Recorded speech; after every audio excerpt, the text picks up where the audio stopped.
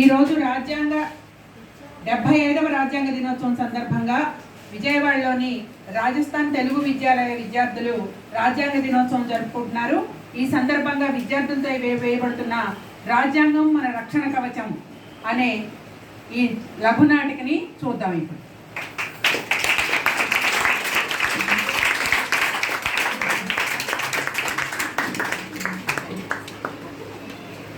ఏరా మీ అయ్య ఇంకా పనికి రాలేదా? మా నాన్నకి జ్వరంగా ఉందండి, ఈరోజు రాలేడు అని చెప్పమన్నాడు. ఒళ్ళు బలిసిందారా? పనిలోకి రాకపోతే పని ఎవరికి చేస్తాడు? నువ్వు చేస్తావా మీ నాన్న బదులు? లేదండి, నేను బడికి వెళ్ళాలి. తిండికి గతి లేనోడికి నీకెందుకు రా చదువు? పని చేద్దు పద. ఆగండి ఆగండి ఆగండి చట్టం ప్రకారం చిన్నపిల్లలతో పనులు చేయించడం నేరం. మీకు జాగ్రత్త, మీకు శిక్ష పడుతుంది. ఏ శిక్ష? బాలకర్మ వ్యవస్థ నిరోధక చట్టం 1986 ప్రకారం సెక్షన్ 314 క్రింద 14 సంవత్సరాలలోపు పిల్లల చేత పనిచేయడం నేరం. రాజ్యాంగంలోని పీడను నిరోధించే చట్టం హక్కు ప్రకారం ఈ చట్టం చేయబడినది.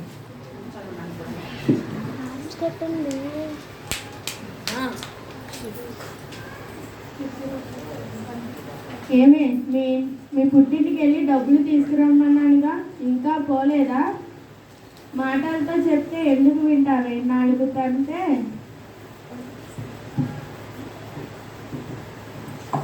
ఆగండి. ఈ చట్టం ప్రకారం కట్నం నేరం.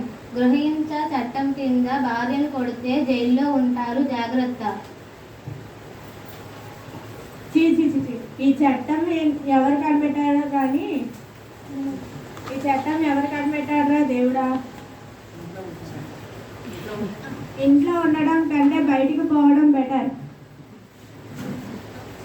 ఒక స్త్రీ తన భర్త లేదా అతని బంధువుల చేత హింసకు గురైతే భారతీయ శిక్షణ స్థితిలో సెక్షన్ 498A ప్రకారం నేరం. ఈ చట్టం రాజ్యాంగంలోని 14, 15 మరియు 21వ ఆర్టికల్లో ప్రకారం చేయబడినది.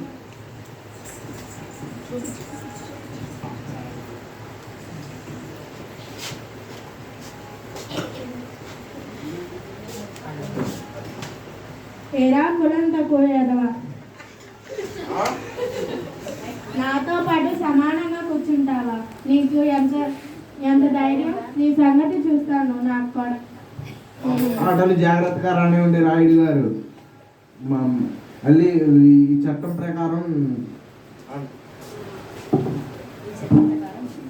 ఈ చట్టం ప్రకారం అంటరాని తరం నేరం. మళ్ళీ ఇలా చేస్తే మిమ్మల్ని మీ మీద కేసు పెడతా, జాగ్రత్త. మళ్ళీ చట్టమా? ఈ చట్టం ఎవరు కనిపెట్టాడురా బాబోయ్? 1955 సంవత్సరంలో చేయబడిన అంటరానితరం నిషేధిత చట్టం రాజ్యాంగంలోని మానవత్వపు హక్కు ప్రకారం చేయబడినది. ఈ చట్టం ప్రకారం ఎవరైనా కులం పేరు మీద దూషించినా, హింసించినా, అవమానించిన నాన్ బెయిలబుల్ అరెస్ట్ చేయబడతారు. ఓం నమ శివాయ, ఓం నమ శివాయ, ఓం నమ శివాయ. నమస్కారం రాయుడు గారు. ఓయ్ పంతులు, మా అమ్మాయికి సంబంధం గురించి ఏం చేశారు? మొన్నే 15 వెళ్ళి 16 వచ్చాయి. ఈ వయసులో మా అమ్మకి 3 పుట్టారు. దీని పెళ్లి చూద్దామని మా అమ్మ ప్రాణం తీస్తుందయ్యా. కుదరదు రాయుడు గారు. బాల వివాహం చట్టానికి శిక్ష,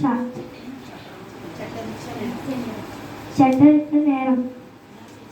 ఇలా చేస్తే మీకు నాకు జైలు శిక్ష పడుతుంది. కుదరదు రాయుడు గారు. నన్ను ఇలా బతకనివ్వండి.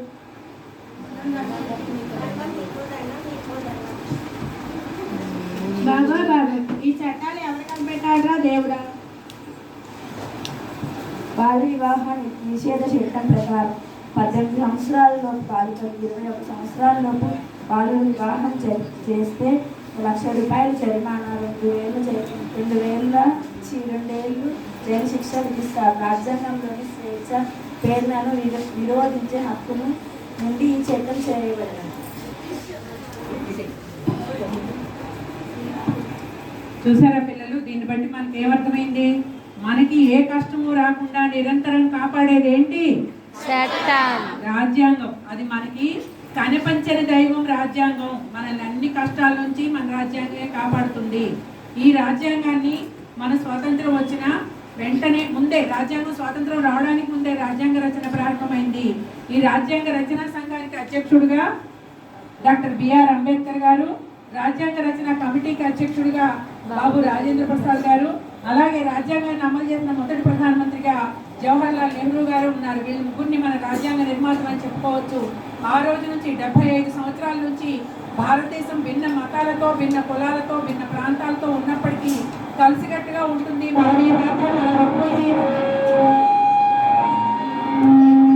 భారతదేశంలోని పేదరికాన్ని, ఆకలిని, నిరుద్యోగాన్ని, ఆడవాళ్ళ మీద జరిగే రకరకాల దోపిడీల్ని ఇన్నిటినీ జయించి ఈరోజు భారతదేశం అభివృద్ధి దిశగా కొనసాగుతుందంటే దానికి మూలం ఎవరు? రాజ్యాంగం. మన రాజ్యాంగానికి జై. మన రాజ్యాంగానికి జై. మన రాజ్యాంగ నిర్మాతలకి జోహార్. మన రాజ్యాంగ నిర్మాతలకి జోహార్. బిఆర్ అంబేద్కర్ గారు జోహార్. జోహార్ బాబు రాజేంద్ర ప్రసాద్ గారు. జై భారత్. జై భారత్. జై భారత్. జై జై భారత్. జై భారత్. జై జై భారత్. Thank you. ఈరోజు చాలా చక్కటి స్కిట్ మనకి 10th క్లాస్ పిల్లలు, అలాగే 9th క్లాస్ పిల్లలు, 8th క్లాస్ పిల్లలు కలిపి చేశారు. సో చాలా క్లుప్తంగా చాలా క్లియర్గా మనకి రాజ్యాంగాల గురించి, వచ్చిన చట్టాల గురించి మనకి చెప్పడం జరిగింది. ఆ రోజుల్లో చాలామంది ఈ రాజ్యాంగాలు లేకపోవడం వలన చాలామంది అణగదొక్కబడ్డారు. తర్వాత ఎంతో గొప్ప మహాత్ములు అందరూ కలిసి కూర్చొని వాటి గురించి బాగా ఆలోచించి రాజ్యాంగాలు తీసుకొచ్చారు. దాని మూలాన్ని ఈరోజు మన భారతదేశం ఏకత్వంలో భిన్నత్వంలో ఏకత్వం అన్న దానికి ఒక నానుడు. అదే ఇతర రాష్ట్రాల్లో అయితే కనుక, ఇతర దేశాల్లో అయితే కనుక మనకి అది ఉండదు. కానీ మన భారతదేశంలో ఎలాంటి జాతుల వారైనా ఎంత ప్రశాంతంగా గడుపుతున్నారు అంటే భిన్నత్వంలో ఏకత్వం. వీటిలన్నిటికీ మెయిన్ కర్మకర్త క్రియ అయిన రాజ్యాంగ రాసిన వాళ్ళందరికీ ఒకసారి జై జై.